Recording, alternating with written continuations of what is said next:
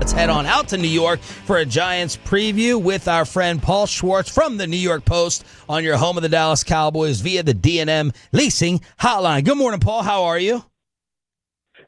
Good morning, gentlemen. How you guys? I imagine you're better than the state of the Giants right now. Man, when I sit here and talk about the Cowboys and worry and all the drama, I do look at a team like I said the Colts first. That made me look bad. That makes you all feel even worse because of Daniel Jones' debut. But being a Giant fan to start off the season, it has to suck until Jackson Dart takes over, right? Well, it wasn't supposed to be this bad before Jackson Dart takes over. I mean, the plan was to let Russell play, let Russell Wilson play. And look, you guys know when there's a first-round pick, the lifeline's not going to be really long. And, I didn't think Russell Wilson was going to start all 17 games. But the big problem was, you guys know, every season you feel like it's a new season. And even if it's kind of the same team, I want to see what it's going to look like, right? Maybe it's going to be a little different. In Dallas, you have a new coach, so that's always interesting. Yeah. There's not a new coach with the Giants, but and the problem was it looked exactly the same on offense. It looked like the 18th game of last season instead of the first game of this season. And you know what? Maybe that's a little bit to be expected because 10 of the 11 starters they brought back on offense, and the only one they changed was the quarterback. So maybe they needed to change more of the other starters on offense as well. Paul, did you actually think Daboll was going to possibly make a quarterback change for week 2? And who did you think they should have started the season with? I thought Russell Wilson. Russell Wilson is, look, we've all seen, we know what he did in Seattle. We know what he didn't do in Denver. We know what he didn't do in Pittsburgh. He was not their first choice. They wanted to trade for Matt Stafford and pay him $50 million a year. Remember back in the summer when it was in the spring, I guess, when it was Matt Stafford is available, but he wasn't. And they wanted to sign Aaron Rodgers. And Aaron Rodgers didn't decide, and they couldn't wait, so they signed Russell Wilson. And Russell Wilson brought a certain gravitas, charisma. He is still an incredibly strong leader. The question was, does he have enough in the tank? You know what I mean? And in the spring and summer, it looked like he did have, he's moving well. He physically, I didn't look at him in training camp and say the guy can't do it anymore. The first game was a total breakdown of offensive line, and it wasn't all his fault. He didn't rise above anything. So I thought they should have started the season with Russell Wilson because there's no need to start Jackson Dart right away. Don't forget, he was not the first or second pick in the draft. He was the 25th pick in the draft. They did not think he was going to be one of those guys like Cam Ward who was ready to play right away. What happened in the summer? He looked better than everyone thought, and he looked better than Daboll thought, and Daboll clearly loves the guy. So I don't think there's a rush here. It's not like the Giants are going to make in the Super Bowl anytime soon. I did not think I would have been stunned if Brian Daboll came out the other day and said, we were going with Jackson Dart. I mean, it's just not fair to Russell Wilson at this point. I think they've got the button, their finger on the button with Jackson Dart, but they're not going to press it just yet. Paul Schwartz, New York Post, joining us here, 105.3 The Fan. All right, so the excitement around Dart, is it real or is it just because he's somebody different? Like, what have you seen that the team has liked about him in the summer and in training camp? He really couldn't have had a better spring and summer. I mean, and I'm saying that as a guy who's covered the team for a long time. So I'm not like, oh my gosh, this guy looks great. There's plenty of quarterbacks who don't look great when they come in. He does have a charisma. He's got, from doing some research, the Ole Miss program, he was like a recruiter at Ole Miss. He has this innate ability to get guys on the team to like him and to want to be around him. So I can see that already. And he was really good in training camp. Brian Daboll, for his faults as a head coach, I think he has a great plan for how he develops young quarterbacks. And, it didn't work with Daniel Jones, but he tried. He did not have Daniel Jones at the start of this. He's not a miracle worker. He got Daniel Jones, halfway through his NFL experience. But Dart looked really good in training camp, and Daboll used to do some really funky things with him. All of a sudden he'd just say, Jackson, get in the game, get in the play, get in with the first team, do this. Jameis, you come out on this 2-minute drill in practice. Jackson, you go in. One point, it was actually funny. Jameis Winston said, I feel like I'm back in New Orleans with Taysom Hill. I'm getting taken out at the goal line here, even in practice. And he looked really good in the preseason games. I mean, really good. So I think more of him now than I did when they drafted him, and I am very interested in seeing him play. But you know what? If their offensive line plays the way it did in Washington and their 3 running backs total 30 yards, it's not going to matter who the quarterback is. So I think they want to get things set up a little better, maybe get Andrew Thomas back at left tackle, and then at least give the kid a chance. Paul, you mentioned right there the offensive line and Andrew Thomas, who was unable to go in week 1. What is the expectation for his availability this weekend? And if Andrew Thomas isn't able to go, what's the plan for the Giants at tackle? Oh, the plan is to play poorly at tackle. with veteran James Hudson, who did not play well in the first game. You know what? Tune in Friday because Andrew Thomas did not practice yesterday. It was a running day for him, and then see how he felt. And he's supposed to practice today and tomorrow. I would imagine there will be a limited participation in practice, certainly today. So I would say last week I would say, he's listed as doubtful. I would guess this week he'll be listed as questionable.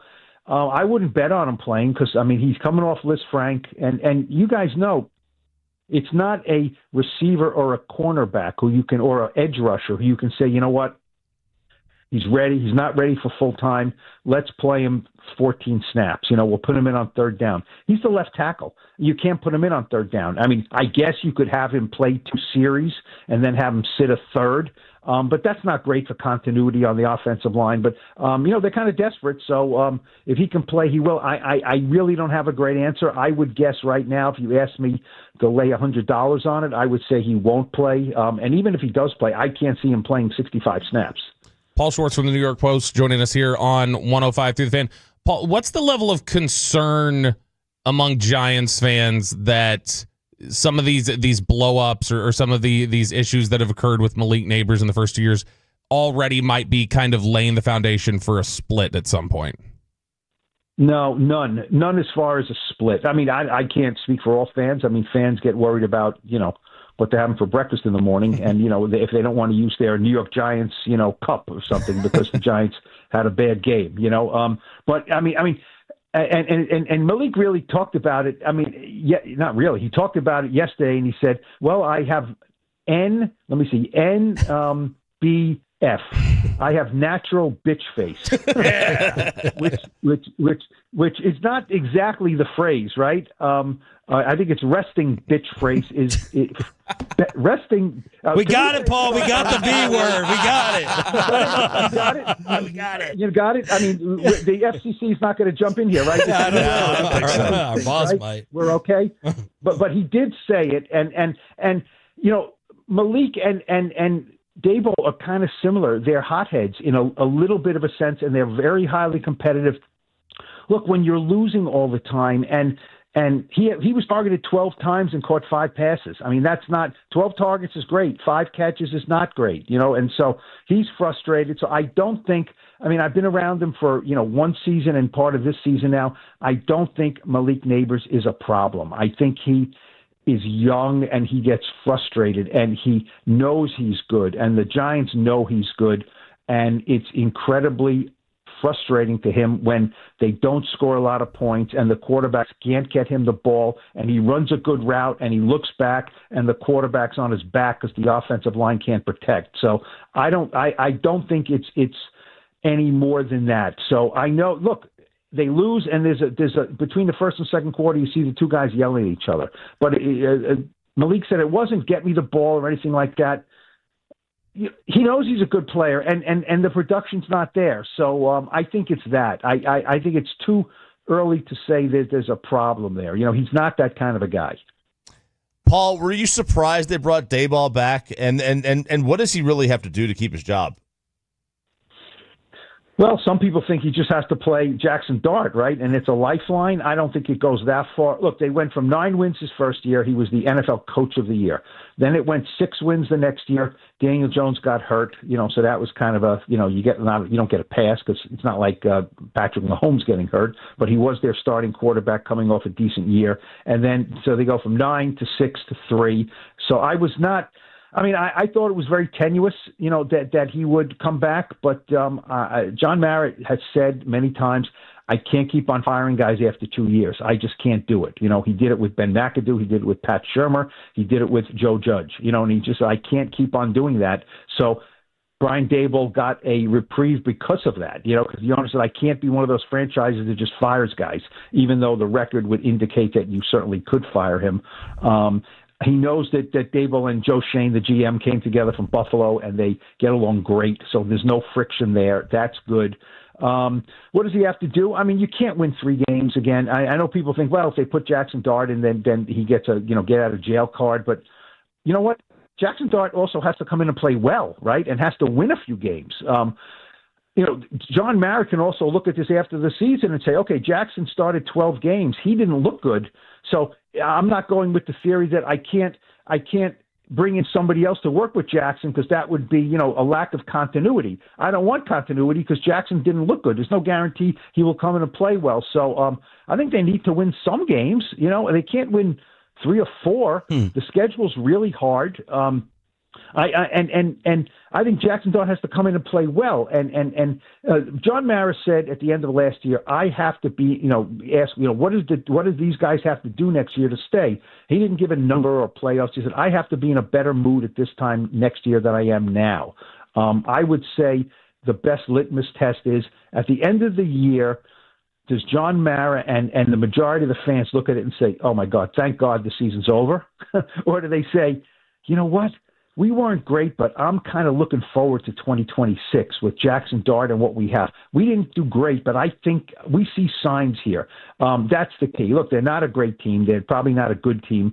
And what they were last week was a rotten team, and that's alarming. So this week against a team they never beat, and I'm sure if we go on for another half hour here, which we won't, you'll tell me all the reasons why the Cowboys are beatable, right? But nobody is beatable to the Giants if they play like they did last week.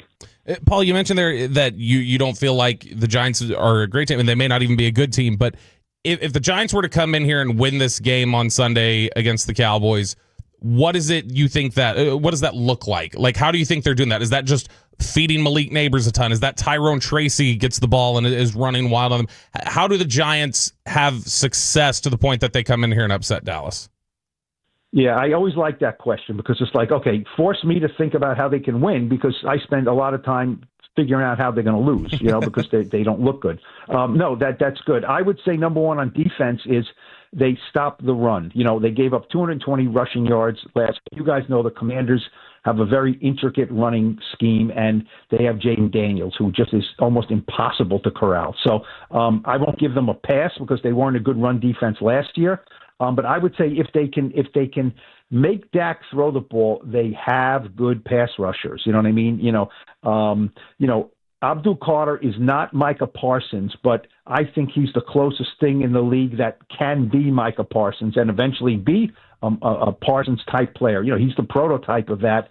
And he only got, half the snaps last week and looked pretty good. Brian Burns had 2 sacks. Kayvon Thibodeau had a sack against a guy that's very difficult to sack. So if they can earn the right to rush the passer, I think they will rush the passer. I think they have guys who can do that. And I think offensively, they just have to run the ball a little bit. They're not a great running team. Cam Scatterbo, the rookie, everyone's very excited about him. He's a banger. He got hit behind the line of scrimmage almost every time. So, they have to run the ball. Russell Wilson can do play action stuff, and he had none of that last week because there was no action to play. There's no threat of a run. So, I see the Cowboys are going to be down a cornerback. It looks like, Darius Slayton had no catches last week. There's a recipe for victory for the Giants. But, every time I go in that building, other than, the first time with Eli Manning when he signed the wall, it's kind of a disaster. So, to me, Dak Prescott's a Hall of Famer because he's beaten the Giants 13 straight times, and almost every time I see him play the Giants, he looks great. Paul, Bobby's a huge fan of Cam Scatterbo. Nope, not. I'm a Texas fan. He loves him. Does he? But truthfully, like, how much of his game is, I don't want to say gimmick, but like is just lowering his head and trying to drive through a defensive player versus make a real impact? Well, that's I saw,